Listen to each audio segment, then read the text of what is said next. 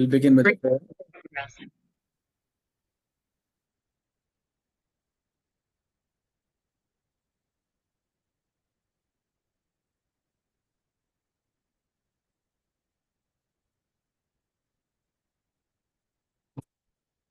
Om Sahana Bhavatu Sahanau Bhunattu Saha Viryam Karavavahai Tejasvinavadhitamastu ma Vishavahai. Om Shanti Shanti Shanti. Om Sarve Bhavantu Sukhinah Sarve Santu Niramaya Sarve Bhadrani Pashyantu Ma Kaschit Dukkhad Bhag Bhave. We pray for the happiness and peace of one and all. May everyone be comfortable and happy at all levels of the personality: physical, material, emotional, intellectual. Spiritually, may we see that which is auspicious, divine, and sacred. May there be no suffering anywhere. Om Shanti, Shanti, Shanti.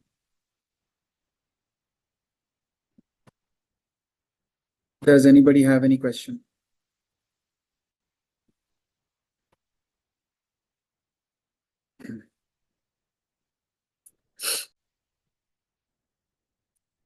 See, the highest knowledge that we can gain is Atma Vidya, Brahma Vidya. Atma Vidya, Brahma Vidya, which is the knowledge of our own self. The self within is the all-pervading reality everywhere. I'll just show you the verse that we covered previously.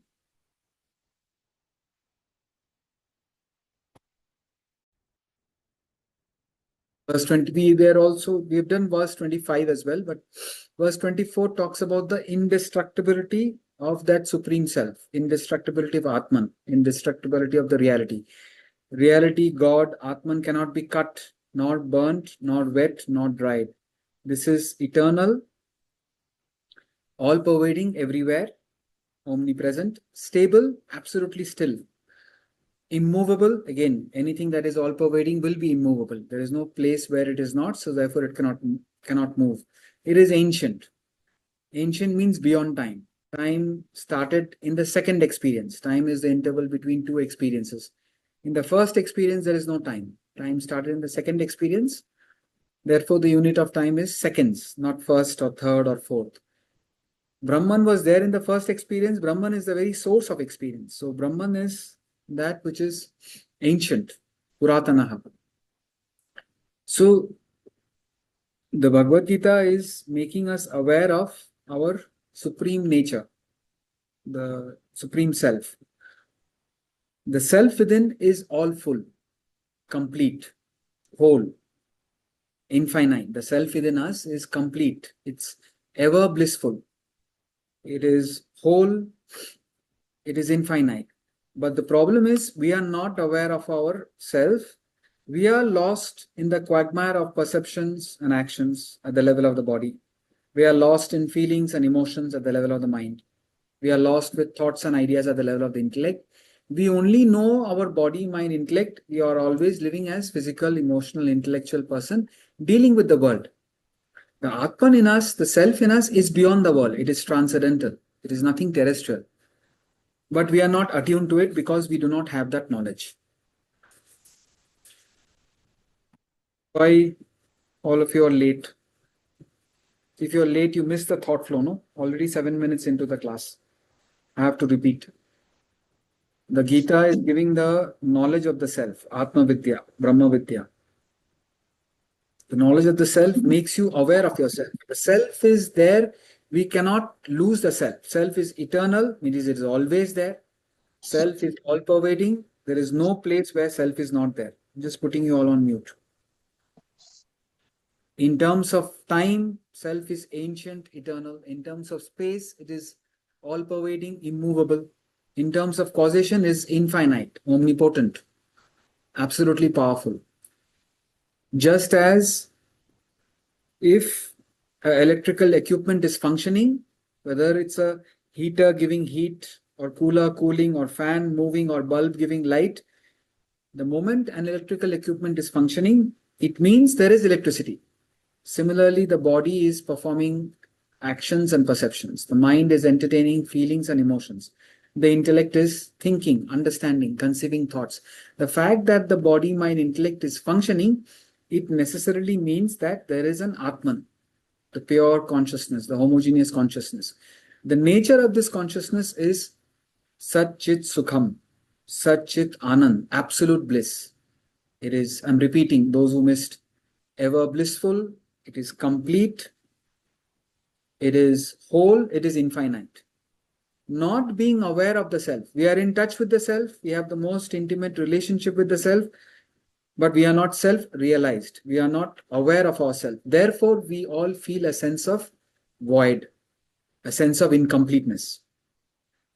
Because we feel this sense of void and incompleteness, thought currents go out from that void into the world. That is the origin of desires. What is desires? Desires are thought currents from the individual to various aspects of the world, trying to fulfill that void. I want money, I want family, I want health, I want wealth, I want peace. These thought currents into the world, go into the world, trying to fulfill that void. Since the void itself is imaginary, you cannot fulfill that void.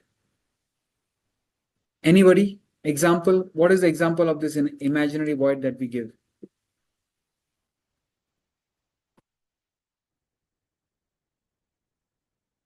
Void of the example of imaginary void, remember, is a well, imaginary well.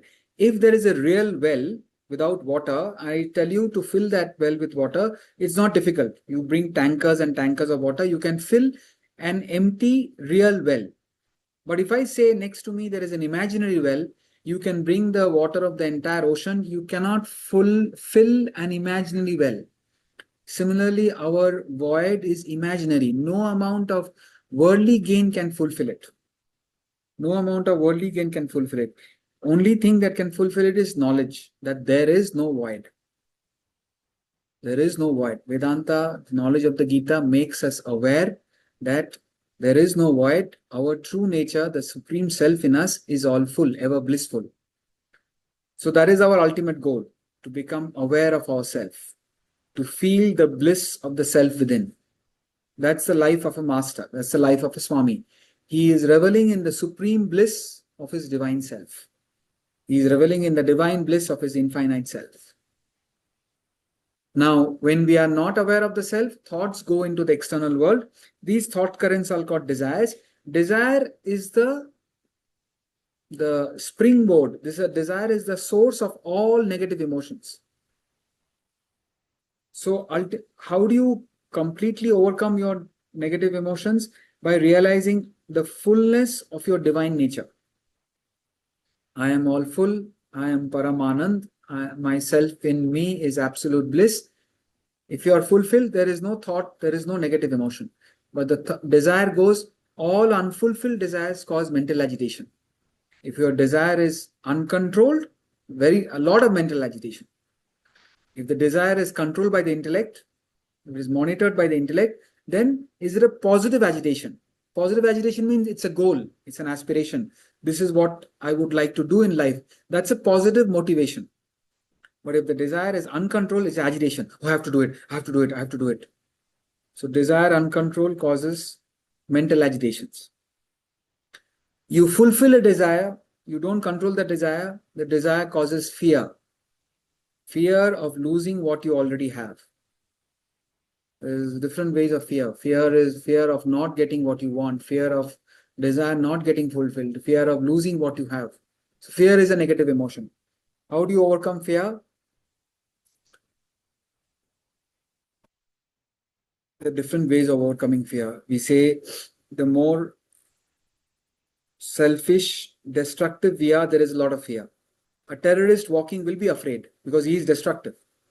All carnivorous animals are afraid. A tiger, leopard, they don't come out. I'm in an area where there is Nobody's supposed to walk out in the dark. I mean, 8 o'clock, 9 o'clock is still fine. The moment everything is quiet, you're not supposed to walk out, because that's when all these leopards and tigers come out. But during the day, they are afraid to come out. So all carnivorous animals are afraid. Herbivorous animals, a camel, a horse, or a cow, they are not afraid, because by nature they are not destructive. So similarly, human beings, if our mind is self-centered, selfish, destructive, there'll be fear. So take the opposite. If you're genuinely unselfish, sacrificial, always thinking of others' welfare, having a consideration for others' welfare, to that extent, fear will be less. Fear comes out of ignorance. I have a pain, I don't know what it is. There will be fear. If you don't have knowledge of Vedanta, if you don't have knowledge of life and living, what is life, what is death, the more we are in ignorance, more we are in darkness, there is fear. You gain the knowledge of life and living, there is no fear. You go to the doctor, oh, it's just a muscle pull. It's a muscle pull or some bad disease. Until the doctor tells, there is fear. Fear comes from ignorance, fear comes from the unknown, fear comes from darkness. Where there is light, where there is knowledge, there is no fear. Where you are sacrificial, where you are genuinely unselfish, where you are thinking of the other person, there is no fear. Fear comes from otherness. You're not aware, you're not afraid of your own family members, generally. You're not afraid of your own family members. But you are afraid of strangers. Is he a good person or bad person? So where there is strangers means otherness. Family means oneness. We are not afraid of our own family members. We are afraid of otherness. Unless there is a reason to be afraid of family members. So now Vedanta is all the insight, the spiritual insight that we are gaining is our true identity is beyond the body, mind, intellect, the supreme self. The self in me and the self in all of you is one and the same. So from the standpoint of the self, you see yourself reflected in others. The more you see reflected in others, you would treat others exactly how you would treat others. That is love. Love is a feeling of oneness. Love is identification. You see yourself in others. You treat others exactly how you would treat yourself. I'm sure some of you have heard this story. Some of you have not. The more we repeat, the more inspiring you should feel. What you think, what you wish on to others, it comes back to you. It's a law. So I'm saying you should treat others exactly how you would treat yourself. Now I'm saying there is a dharma, there is a law of life. The more you, what you wish on to others will come back to you. There was this man, he was not a good man. He had a sick mind. But he prayed and prayed and prayed. He prayed so much that God came down with a certificate that nobody has prayed so much. But because his mind was sick, there was a terms and conditions. What did God say? You have prayed so much, we are ready to give you a boon. What is a boon? Whatever you wish for, you will gain. So nice, no? I wish we can all have that. Whatever you wish for, you will gain. But then what is the terms and condition? Your neighbor will get double. Now, if you're a good human being, you will say, Chalo yaar, I am getting what I want now. Let him have double. But this guy was sick. He was not happy. But anyway, that was what God gave. He took it. He said, I want a Mercedes. Neighbor got 2 Mercedes. I want a bungalow, sea-facing bungalow. Neighbor got double. I want $10 billion. Neighbor got $20 billion. You are getting what you want now. Be happy. No, this guy was sadistic or narcissistic. He wanted him to suffer. He wanted the neighbor to suffer. What did he do? He told God, God, take away one of my eyes. Neighbor lost both eyes. God, take my one hand. Neighbor lost both hands. Oh God, take away one leg. Neighbor lost both. Now this guy, he's with one hand, one leg, one eye. But neighbor had nothing. But he can't escape the law of karma. The law of karma functioned. What you wish on to others will happen to you. He got a paralytic attack. He lost one side of the body became paralytic. He lost what was functioning. So now both are same, but our friend had the advantage that he can ask God for anything. So he asked for God. God, give me 2 eyes. God came down. We are ready to give you 2 eyes, but I can't give neighbor 4 eyes. It has to be within the natural parameter. Where will I put 4 eyes? You can only ask for 1 eye. He asked for one eye, never got two eyes. He asked for one hand, never got two hands. He asked for one leg, never got two legs. So ultimately, neighbor is hale and hearty with the double things, and our friend has only one side working. He has nothing. No, he has one side working all his life. That's what he wish on to him, his neighbor. So oneness, whatever you wish on to, whatever you wish for yourself, wish on to others. That's why we chant the prayer. What is the prayer? Om Sarve Bhavantu Sukhinaha. Om Sarve. All of you missed. I don't know. Only 3 people were there. The idea is to come on time, no? Om Sarve Bhavantu Sukhinaha. Sarve Santu Niramaya. Sarve Bhadrani Pashyantu. Ma Kaschit Dukhat Bhag Bhave. Let nobody suffer. Let everybody be happy. I want wealth. Let everybody get wealth. I want health. Let everybody be healthy. Just start it as a mechanical repetition, but then be sincere, be genuine about it. That's the way to attract good to yourself. But you're attracting in the right way by identifying with others. The more you identify with others, what happens? Fear goes down. Vasudeva Kutumbakam. Whole world is my family. Everyone's joy is my joy. Everyone's suffering is my suffering. You start theoretically, but then it becomes part of you. Anybody suffers, you suffer. It's not that you're suffering, but you identify with that suffering. Anybody happy, you are happy. No, only is my family happy, I'll be happy. You're limiting yourself. That's what they say. You're putting all your eggs in one basket. Every day, 150,000 people, 170,000 people die every day. 360,000 babies are born. Now, if you identify with that thought, Vasudeva Kutumbakam, the whole world is my family, are we to cry that 150,000, 70,000 people have died in my family? Or are you to celebrate 360,000 babies are born in my family? You're balanced. But if you don't have that vision, just an awareness, this is what is happening in life, and we should feel a sense of oneness, which is the opposite of ego. Ego is me and my family. So something happens to the family, you crash. More your emotions are concentrated, you can't handle it. The more emotions are diluted.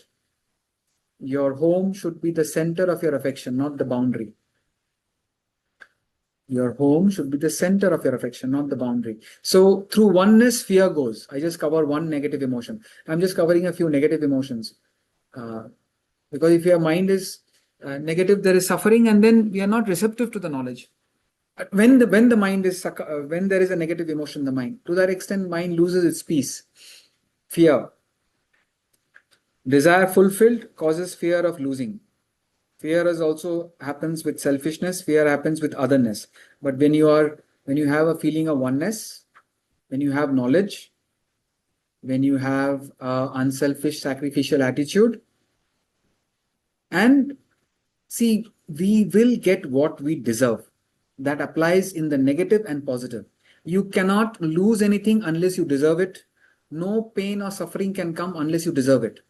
And now, so have faith in the law of karma. If you deserve it, anyway it will come. And if you don't deserve it, it will not come. What is the point of being afraid? Just because you are afraid doesn't mean the suffering will not come. So I'm trying to say the futility or absurdity of being fearful. Anyway, if it is part of our karmic thing, it will come. Anyway, if it is not part of the karmic thing, it will not come. By being afraid, what will happen? Get on to good karma. Maybe your present good karma will neutralize the past negativity. Get on to good karma and have faith. And the practice also. With all this, practice fearlessness. The great Swami Vivekananda said, if I have to capture the entire message of the Gita and the Upanishads in one word, it's fearlessness. Be fearless. How? At the absolute level. Relatively be unselfish, gain knowledge, feel a sense of oneness with everybody, you will be fearless. At the absolute level, when you know the self in you which is enlivening your eyes to see, ears to hear, that divine power within you which is enlivening your heart, your kidney. What is that power which makes my livers function? What is that power which makes my lungs breathe? That power cannot be cut, cannot be burnt, cannot be wetted, cannot be dried. That is eternal, that is all-pervading, that is stable, that is immovable. Stable means nothing can disturb it. Body can be hurt, mind can be hurt, intellect can be disturbed, but nothing can disturb the divine self in us. So at the absolute level, what is there to be feared? That's why Arjuna goes on to, Krishna goes on to say, um, even if you think something is happening, you should not grieve like this because our true identity is the self. So I covered one negative emotion. Fear, desire fulfilled causes greed. Greed is another negative emotion. Our needs can be fulfilled, never greed. There is a saying in the Upanishad, the produce of the entire world is not enough to fulfill the greed of one person. Our needs can be fulfilled, never greed. The produce, what the entire world can give is not enough to fulfill the greed of one person. Therefore, again, law of karma is so powerful. Law of karma helps in every aspect. Anyway, I'll get what I deserve. So why ask for more and more and more? Do good. If you want something, do good karma. It will come. If it's not coming, do more karma. Some people say manifestation. Manifest. Nobody's saying don't manifest. If you are able to manifest, if it immediately manifests, very good. You got what you want. What is the problem? But manifestation is successful only when the mind is pure. Mind is highly sattvic. A very pure sattvic mind, whatever sankalpa, manifestation is sankalpa. Whatever you sankalp, immediately it will happen. Try it out. If your mind is that pure, it will happen immediately. If it is not happening, then try karma. Put in effort. Do something good. So good thoughts plus good actions. Just sitting in manifestation, try it out. Vedanta is not saying manifesting doesn't work. This whole day you're manifesting and doing nothing, will it work? Try it out. So, if you want something, work hard for it. Instead of, there's an American poet once said, instead of trying tears, you're praying to God, give me, give me, give me. He said, why don't you try sweat? Means work for it. After having done what you're supposed to do properly, thereafter, whatever the divine provides, be content with it. I think Plato said, the greatest wealth is contentment. You be content now, be happy here and now. Don't postpone your happiness. Be happy here and now, be supremely content, then aspire for more.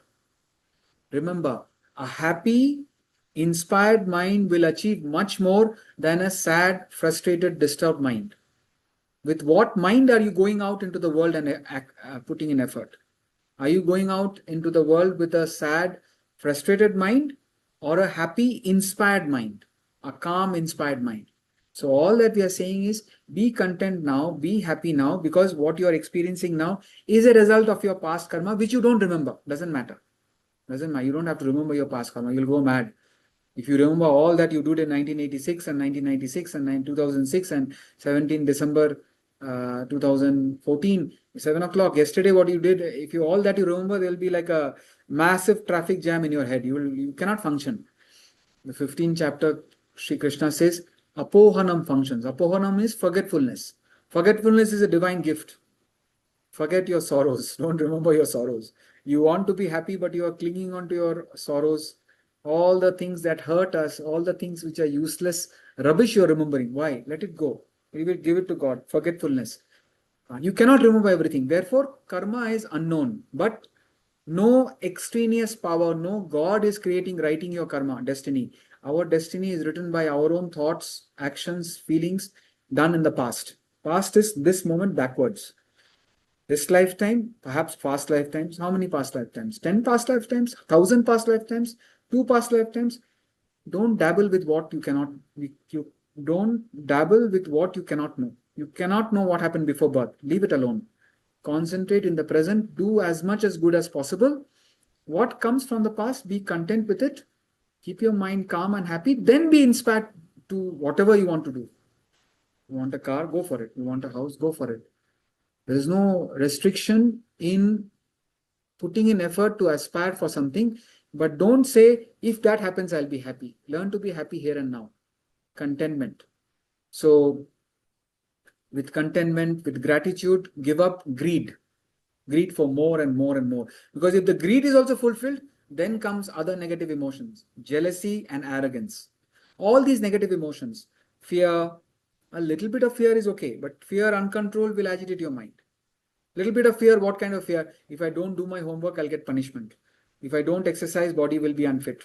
If I don't eat the right type of food, that fear is good. Fear of law of karma is good. That will do make you do wrong things. But unnecessary, the negative fear is of selfishness. What will happen to me? What will happen to me? Be good, nothing will happen to you. God will take care of you. Fear dealt with, greed dealt with, jealousy. Again, jealousy comes because of otherness. Fear comes because of otherness. You are jealous of those with whom you don't feel a sense of oneness. Your own sister or your own brother does something good. Will you be jealous?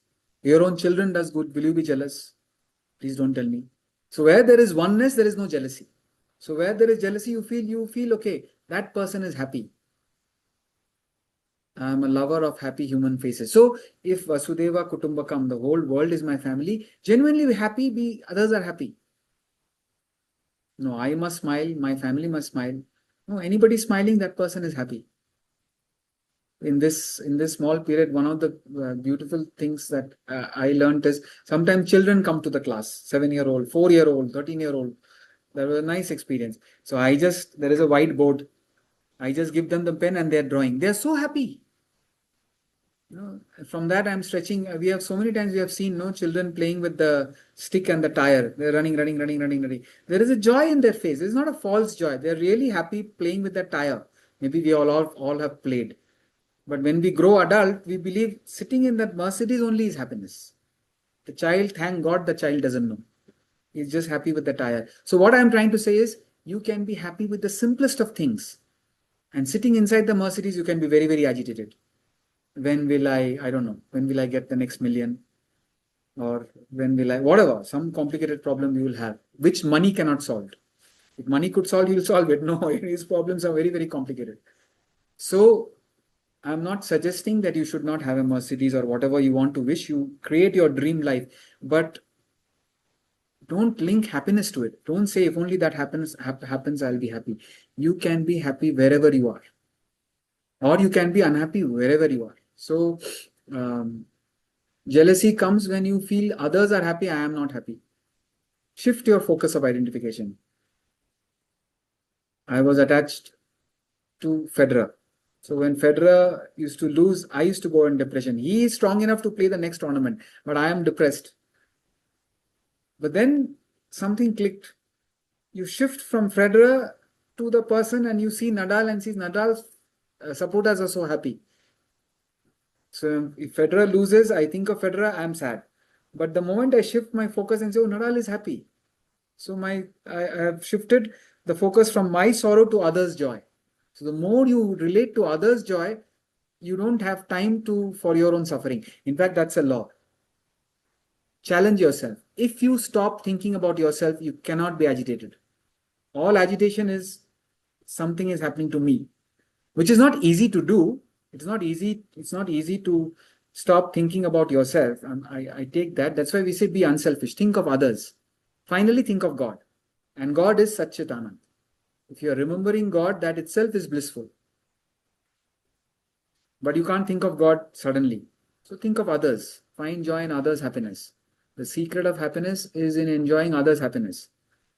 But if you are self-centered and the focus is on oneself, then there is fear. I want happiness. This is WhatsApp forwards, I want happiness. They say drop the I, drop the want, drop the I, drop the ego, drop the want, drop the selfishness. You are happy. So, but that's not easy to do. Start with being unselfish. Start remembering that there is a divine self. The self in me is absolutely blissful.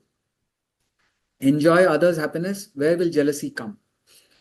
Now, somebody is I can be jealous. Somebody is a better teacher. I'm not jealous somebody has a better car, but I'm jealous, oh my God, he teaches Vedanta well. So then I should get, instead of being jealous, jealousy is you trying to pull the person down. You're agitated and you're pulling the person down. Other is you feel inspired. You take that person as a role model. Let me try to become like him. So you inspire yourself to put in that effort to reach wherever he's reached. He has more because he deserves it. I don't have that because I don't deserve it. So let me put in more effort. So control jealousy with the feeling of oneness. He is also part of my family. I am happy for him or her. Convert jealousy into a feeling of inspiration. Arrogance. The moment we are arrogant, we are egoistic. Nobody likes us. Means if you are arrogant, others will not like you. But the moment you are humble, you are like you're becoming magnetic. A humble person is attractive. And Vidya, Vinaya go together. Vidya is knowledge, Vinaya is humility. A person of true knowledge is humble. So arrogance is empty vessels. Empty vessel makes more sound. He knows it all. So arrogance, again, the arrogance agitates you. So uh, arrogance comes when we feel we have more than others. So just look around, look. It's not especially, I'm sure, I don't think anybody is joining the class here from a village or even in village, doesn't matter where you are. Just go for a walk, 15, 20 minutes, walk around. I'm 100% sure 70 to 80% of the people you will meet who have less than you. 100% sure. Look at their job, look at their lifestyle, look at what they have, compare it to what you have. I'm 100% sure there is a feeling of gratitude. There are so many people who have less than what we have. And of course, if you want to look at people who have more than you, there is discontentment. There is jealousy. So arrogance comes when that feeling I have more, you become arrogant. The feeling of arrogance has to be replaced by a feeling of gratitude. I don't know how life has put me in this position. Where there is gratitude, there cannot be agitation. Just sit down and write down. My brain is functioning, my lungs is functioning, my kidney is functioning. So many things so many things can go wrong that they haven't gone wrong. Yesterday I was talking to a guest. That guest said, oh, he was laughing. His friend fell and broke his teeth, or a tooth. So everybody was like concerned. He said, "Acha hua khali daant hi toda. Sar bhi toot sakta tha aur bhi kuch sakta." He got angry. How can you say like that? He's saying that it could have been worse. In any situation, it could have been worse. So you're grateful that क्या हुआ मतलब कम में निकल गया. Means a loss is not big. It's a small loss. So gratitude. Gratitude, I have more than what others have. It could be knowledge, it could be wealth, it could be health, it could be family, it could be at any level. Sense of gratitude. Thank God, thank God. Thank you, thank you. It's a lifestyle. Keep saying thank you, thank you, thank you, thank you, thank you, thank you, thank you. You cannot be agitated. So replace arrogance by gratitude, replace arrogance by humility. Anger. Anger is an emotion that burns the vessel that holds it. Anger is an emotion that burns the vessel. Which is the vessel? The mind. It burns you first. And it can destroy the other person also. And if you destroy the other person, who will face that karma? Your anger, your action, you will face the karma.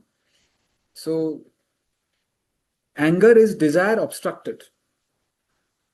I want something, there is an obstruction to it. I want everything to be clean. When it's not clean, I get angry. So, to control anger, you have to control the underlying desire.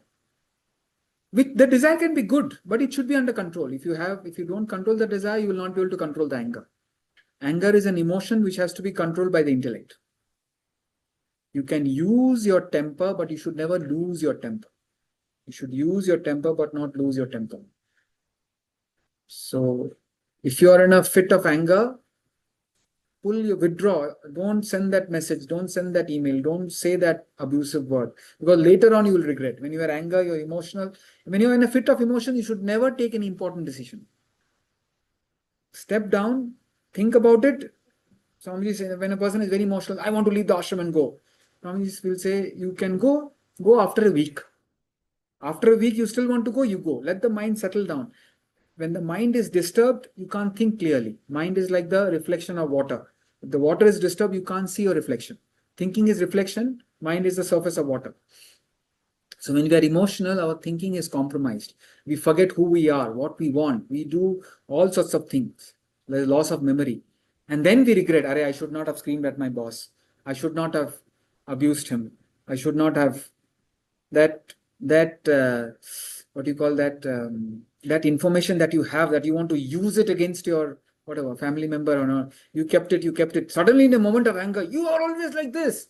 and then that person holds it against holds it against you rest of your life. You spoil the relationship. So don't do anything in a fit of emotions. Give it time. The fact that there is fit of emotions, intellect is weak. So withdraw yourself from that situation. Unless it's like an emergency, you have to save somebody's life, or then you might have to lose your temper. You can't, when you're trying to save somebody's life, oxygen has to be put and the servant is sitting down. You can't like be soft to the servant. Hey, put that oxygen. That's okay. Very, very case specific, you have to lose your temper. But otherwise, use your temper, never lose it. So what do you do practically in most situations? Withdraw, allow the mind to settle down. Then you think, okay, how do I handle this situation? Okay, I need to really give this person a piece of my mind. You almost do a drama. Can you not keep your phone on silent in a class? Drama I'm doing. But I lose my temper. You are agitated, it doesn't work. When you lose your temper, it will not work. The other person may still listen because of your position, but he is not respecting you. But if you genuinely say, like, how many times I have to tell you to do this? Can you not do it? If you genuinely, sincerely angry with somebody without losing your temper, the other person will respect you. It will work. Anger, fear, jealousy, arrogance, greed.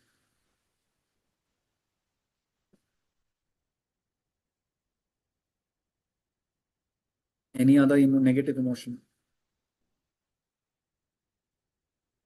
Negative will go to positive. Verse 25, this is said to be unmanifest. You cannot see the Atma, you cannot see God, you cannot hear God, you cannot smell God, you cannot touch God. It is unmanifest. It's beyond perception. It is beyond feelings and emotion also. It is inconceivable by the intellect. It is unfeelable. You cannot feel it with the mind. It is that which makes the mind feel. It is that which enlivens the body to perceive. It is unchangeable. Everything in the world is changing. Whatever is changing is false. It's a shadow. The sun is unchanged, changeless. Shadows are changing. That sun of happiness is within you. The reality, the divinity which is blissful is changeless. The screen is changeless. The movie is changing. All the drama of life is the changing phenomena. Beyond this changing phenomena is the changeless reality. Our true identity is that changeless reality. If you know this, that the divine self is unmanifest, the divine self is inconceivable, the divine self is blissful, the divine self is changeless, the divine self in me, all of you have to repeat that. The self in you and self in me is one and the same. It's an insult to God to say God is not inside me. That means you're limiting God. You're saying God is not inside me. That's why Swami Ramatita says, if you cannot believe you are God, at least believe God is within you. That much you can say, na? Okay, I am God. I can't. How can I, such a sinner like me, be God? Okay, I am not God, but God is within me. God is enlivening my fingers to move. God is enlivening my eyes to see, ears to hear, brain to function. If God is within me, the source of unlimited power and strength, the source of unlimited bliss and peace is within me. What else do we need? Just have to remember the self. That self in me is eternal. That self in me is all-pervading power. The self in me is absolute. Knowing the self, knowing all of it, what is there to be grieved, Arjuna? Knowing this as such, you should not grieve. It is inconceivable. But Arjuna is an expert, no? So Krishna adds what in the he is reading Arjuna's mind and he's telling what will happen. Verse 26.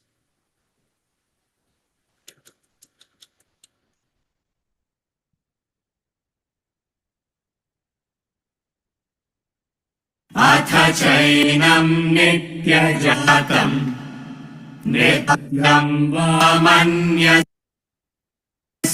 मृतं तथापि त्वं महाबाहो नैनं शोचितुमर्हसि. He's saying, okay, all this absolute self, sir, is too difficult. I can't conceive the absolute self. But if you think this as constantly being born and constantly dying, if you feel the Atma dies and borns, if not Atma, see the self in you is eternal. It is not born or dies. But if you can't think that I am the self, I am that change, if you can't relate to this thought that I am that changeless, inconceivable, indestructible, immovable, eternal, all-pervading self, I am not that. I am just this human being. who is constantly being born and constantly dying, even though, oh Mahabhayu, you should not grieve like this. What Shri Krishna is trying to say, anyway you are born, anyway you're going to die. What is the point of grieving? Anyway, change is inevitable. What he's trying to say is that which is inevitable, why are you suffering about? Why are you suffering because of it? See, the great Swami Ramatirtha, his son died. And when the son died, in that, what you call that, funeral prayer, everybody was in very state of very quiet. There was a serene bliss, serene solitude. Nobody was shouting and crying. They were just sitting down quietly. One relative came and he started crying. Ah, oh, my nephew has passed away. My nephew has passed away. Nephew has passed away. Everybody said, relax. No, no, relax means this is calm down, calm down, calm down. He said, how can you not cry? How can you not cry? So Ramatirtha, whose son died, he is calm. He is asking what happened. He said, your son has died. He said, the river is flowing, the wind is blowing, the trees are growing. Will you cry? He said, what are you saying? He said, river is flowing, is it not natural? He said, yes. The trees are growing, is it not natural? Yes. The wind is blowing, is it not natural? Yes. It is inevitable the river will flow. It is inevitable the tree will grow. It is inevitable the wind is blowing. Similarly, it's inevitable whoever is born will one day die. What are you grieving about that which is inevitable? It anyway is going to happen. But I'm losing it. No, you don't lose anything. The wave that is born will go back. You are the ocean. So whether it's the absolute level what? You're the ocean. Nothing is happening to the ocean. Wave is born, wave is died. All the changes at the surface, ripples and bubbles, froth and foam, waves are born, existing and dying. All that is surface surface disturbance. Nothing is happening to the ocean. Now, the relative point of view, wave will be born and it has to wave emerges out of the sea, exists in the sea, will merge back to the sea. Why are you crying about it? Change is inevitable. When you resist change, if you resist, listen carefully, if you resist that which is inevitable, hair will grow, turn gray and then it will fall. If you resist that which is inevitable, every human being will be born, body will grow, there will be disease, there will be decay, there will be death. This is inevitable. If you want to suffer, please suffer. He is trying to say that which is inevitable, what is there to grieve about? It is change, that is natural. When it's positive, we don't complain. But when negative, we complain. Just as the positive is a part of life, negative is also part of life. Sun will rise and the earth revolves, the sun will set. Day will come, it's inevitable. Day will be followed by night, it is inevitable. After night, there will be day, it's inevitable. Profit will come, loss will come. Business means no business is only profit. Business means profit and loss. Health, body means there will be health and sickness. What are you complaining of? What are you grieving about? Even if you feel everything is constantly changing, I'm changing. That is normal. That is part of life. What are you expecting not to change? If you are expecting something not to change, that's the supreme self within. Identify with the self and remain stable. Observe the body, mind, and observe everything is happening as a drama. But if you're caught up in the drama, things will constantly happen. Go with the flow. Feel the sorrow, but don't get affected. It is part and parcel of life. So what helps is the preparation. Suppose, whoever wants to give me a better example. Okay, yeah, Sarita. Which Sarita you are? There were at one point, there were two Saritas. Uh, oh, hi, sir. So actually, I Hi, had Sarita. this small doubt. You said about when you said that, then why are we complaining? But I think that I don't know, there is some preconceived notion that we have that human birth will have less suffering, but then it seems like we have so much suffering. So it just feels like we are always craving towards happiness. At the end of the day, everybody, it's a universal thing. Everyone wants to be happy, but underlying everybody is suffering. So. Not everybody is suffering. Suffering is part and parcel of life. In the sense, the ups and downs are part and parcel of life. You need not suffer for it. In the sense, you can feel the joy, you can feel the sorrow, you can feel disappointed, but you need not get affected. So, see, when we create that dream image inside our head, that everybody will live long. See, when a person, let's say when a person at 94 or 95 dies, we feel it's natural to die at 94. Now, when my father passed away at 87, when I sent the message to his friends, everybody said, "Oh, we are shocked to hear this news. We are shocked to hear this news. We are sad to hear this news." I understand. At 87, also, I'm not saying that if you are old, you should die. I'm just trying to say we have this image that elderly people should die first, youngsters should die later. That's everybody. We feel this is normal, but from the standpoint of what is happening in life, there is no such thing. The child can die first, the parents can die later. There is a there is a big industrialist who owns a company called Vedanta. We know him actually. His 47-year-old son died a few months back. He was in a skiing accident. Very sad. But now there is nowhere written law. God has not written a law that newborn children will die, will not die. Elderly parents will die. Anything, death can happen any moment. So when we have a image, a mental pattern, like a dream we create that always things will be good, then when the not good happens, we suffer. But when you understand, good comes, it passes away, bad comes, it passes away, nothing, it's all a flow, it just keeps happening. Based on your karma, it's all happening. The more you're not expecting things to go wrong, but you're prepared for it. The preparation doesn't make you suffer. If you're not prepared, you are expecting things to be always that, what you call the brighter side, the rosy side. That is not what life is all about. Life is life. If you understand life as it is, you will not suffer. You feel the pain, but you're not affected. But when you don't expect it, it's a shock. And when it's a shock, the mind is not ready to accept it gracefully. I'm not saying when something bad happens, you have to celebrate it. But you can be graceful. This is part and parcel of life. So why are we studying Bhagavad Gita? To understand what life is all about. Life means change. Life means change. When something bad happens, change has happened. I suddenly felt sick. I was healthy. Now I've changed to sick. Suddenly I've lost money. At one time I had money. Now because of my karma, it's changed to loss. It's a change. So what he's trying to say, it's nicely coming out now. He's saying, Bhagavan Krishna is saying, if you think it's constantly changing, birth, death, every facet of life is changing, even then you should not grieve because it is changing. What are you complaining about?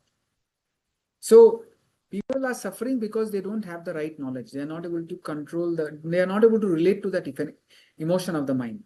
As you gain the higher values of life, as you develop a strong intellect, you will feel the sorrow, but you will not get affected. The intensity and frequency of affectation will keep reducing. A little bit of pain will be there, but it will not be too much. You will not be in pain for a week. You will be able to bounce back within a few hours, let's say. Yeah, Sarita. There's two Sarita. There is a Yoga Bhavan Sarita. Sorry. Yes, yes, Sarita. Regular Sarita. Yes. Go ahead, Sarita. Question, Sarita. Yeah. Got, huh? So I understood, sir. So you're saying that we need to understand the mood cause, that unless the right knowledge is there, the suffering will not go. Yeah. So the right knowledge is you hope for the best. You hope that you have a positive attitude. Your thoughts are positive. Your feelings are positive. You're an optimistic person. You're doing something positive. By doing positive only, you will attract positive. But you're prepared for anything. You're prepared for any change. That is, anything could happen any moment. Anything could happen any moment. You're prepared for it. You're not expecting it. Don't expect it. Today could be the last day of my life. I hope not. I prepare myself as if, in sense I take insurance, I save money. It's not like I blow off everything what I have today. I hope that I will live for another 20, 30, 40 years. But there is a possibility in the mystery of life. Today could be the last day of my life. So then what do? I live my life fully today. Whatever I need to do, I do it fully. If tomorrow is there, is a bonus. So you're prepared that you're prepared means you understand life means anything could happen any moment. In a split second, life could change. That awareness so there is the two types of awareness we are trying to create. One awareness is life is constantly changing. Government is changing, time is changing, health is changing, relationship The nature of the relationship is changing. Sometimes very good friends, sometimes attached, sometimes enemies. Everything is in a constant flux of change. Weather is changing. There is nothing which is not changing. Everything is changing. So don't expect things to be the same all the time. Good will turn to bad, bad will turn to good. It will not be stock market, what you call boom all the time. Neither will it be stock market crashing all the time. When it crashes, that's the time to invest money. You buy things cheap and be patient and keep doing good karma. The stock market will go up and then you have a lot of money. But do good karma. And realizing the ephemeral nature of life, you give your 100% today because you don't know what is going to happen tomorrow. See, sometimes when you're very tired and no energetic, that's the time you feel, Arey Bapre, yesterday I was energetic, I didn't do my things properly. Now, when you're energetic, do whatever you have to do, make the best use of your good fortune and do everything now. And when pain comes, endure it. Practice titiksha. Verse 14. There is two things to do in life. There is two things, no? Either you're happy or you're sad. Either you're in joy or you're in pain. Right? Correct? No, anything else is there? I'm summarizing life. Either you're in pain or you're in happiness. If you're in pain, practice verse 14. O Kaunteya, O Sarita. Sense contacts which cause heat and cold, pleasure and pain, they come and go. They are impermanent. Endure them. O class members, O class teacher also. Endure them. Practice titiksha. If things are difficult, painful, endure it. It's coming because of part of our own karma. That's why it's coming. It's not coming out of nothing. Have respect for God. God will not give you anything which we don't deserve. So if it is coming, painful things are coming, endure it gracefully. Let it pass away. And if good things are coming, use that good opportunity to seek the self. Bhaja Govindam. Attune to the Atman. Use your body, mind, intellect to be unselfish, good, to reach God. When good things are happening. When you have peace and comfort, don't forget the God. This is a beautiful summary. Dukh mein sumiran sab kare, sukh mein kare na koi. Jo sukh mein sumiran kare, dukh kahe ko hoye. When good times are coming, remember God, reach God. When bad times are coming, anyway you're forced to remember God. When it's difficult, okay, body is in pain, mind is in pain, intellect is suffering, it's humiliated. That means a lot of pain is coming to you, the individuality. You are forced to be detached. And that is the purpose of life. Purpose of life is to detach from the body, mind, intellect. Now, do you want joy or pain? Pain is conducive for detachment. So here we are saying, if pain comes, endure it, practice detachment. If joy comes, even then remember God, practice detachment. Good things comes, pleasant, favorable circumstances come, use good fortune to seek God, because that's the only permanent factor. But what happens is people are jumping with joy. When good thing comes, they are chasing worldliness more and more. They are pampering body, mind, intellect, running after the world when good thing comes. And when pain comes, they are crying. Because they were not prepared for the bad words. They took the good for granted. So when Krishna says, everything is changing, what are you grieving about? He's preparing Arjuna, everything will change. What are you feeling sorry about? Accept that which is inevitable. Don't resist it. If you resist that which is inevitable, no, night should not come, night should not come, night should not come. Who's going to suffer? But understanding, we don't complain about night. No, we know after day, night will come. Similarly, after joy, pain will come. If you accept it gracefully, then there is no suffering. You feel the joy, you feel the sorrow, but you're not suffering. You understand it is inevitable. Understand life as it is. Life means constantly changing. And the understanding will come only with thousand times you have to think about it. Keep on repeating, keep on repeating. A sitar plays good sitar because he's kept on practicing. What is that called? Practice. Life means change. I should not get affected by change. Life means change. I should not get affected by change. If pain is coming, I have deserved it. It's an opportunity to practice detachment. Let me endure this pain gracefully. The capacity to endure pain is limitless. And if it's too much, we'll go unconscious. So that is also a blessing. If the pain is beyond a capacity, you become unconscious, right? So mental pain, let it go. It cannot remain. Let it go. Focus on the good. Be grateful. Focus on God. Um,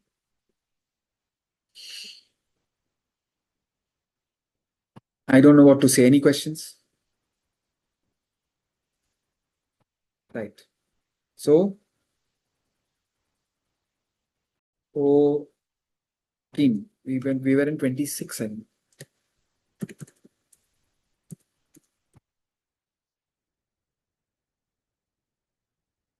But if you think this is constantly being born and constantly dying, even then, O Mahabaho, you should not grieve like this. If everything is in a constant change, accept the change. Don't complain about the change. Don't be sorry about the change. We'll just chant this verse and then we'll take it up in the next class.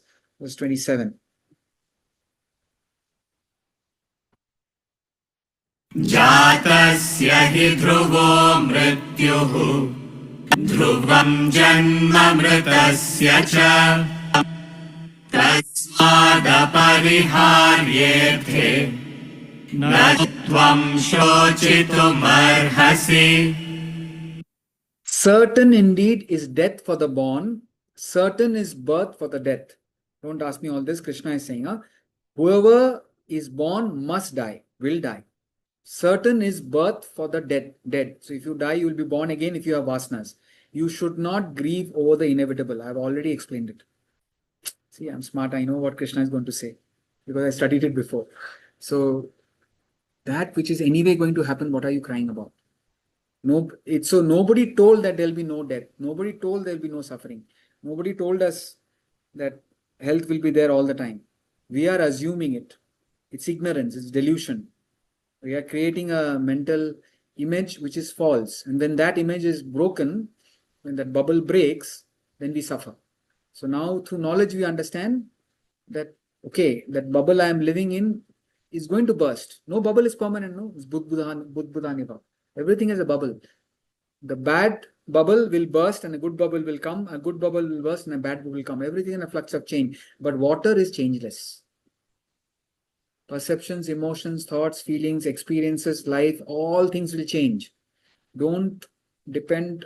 I mean, you can rely on them for your happiness, but rely on yourself for your happiness. Get anchored to the Supreme Self within. Understand that yours, my own self is absolute bliss. And then observe life. Pain comes, practice titiksha, endure it. Ask God, God, give me the strength to endure the pain. When your karma is over, the pain will go away. And if you want the pain to go over faster, do good karma. Whatever. Good karma is using your talent to be of some help to others. And if you cannot do anything, just pray, just surrender to God. Krishna goes on saying, take refuge in me, take refuge in me. Me means take refuge in the Atman within, in that Satchit Anand, in that supreme bliss. Surrender all your actions onto me. Surrender all your feelings onto me. Worry, anxiety, jealousy, greed, desire, surrender onto Him and go on acting with your body. Use your body to perform your obligatory duties. Whatever is your obligatory duties, let the mind surrender to the divine. Intellect is doing all this with knowledge. Without knowledge, how will you do all this? So knowledge is important. Right knowledge, right effort, then things will fall into place. So we suffer because we have our own dream world inside our head. That dream world is a dream only. It will not come true. I'm not saying that don't pursue your goals. I want to be the best teacher in the world. That dream I can chase. That is okay. That's a goal, ambition. But every class will be beautiful and everybody will come and what do you call that? Praise me, that kind of a thing, or whatever. I mean, if I don't expect change, if you're unprepared for change, you suffer more. Anybody has any question? Otherwise, we will surrender to this prayer. Om Purnamada Purnamidam Purnat Purnamudachyate Purnasya Purnamadaya Purnameva Vashishyate. Om Shanti Shanti Shanti. Thank you, everyone.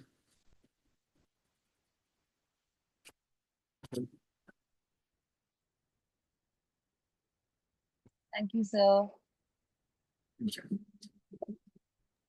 Thank you, sir. Thank you, Sumati, sir. why, Thank why you. were you late? Hari Om. Why were you late?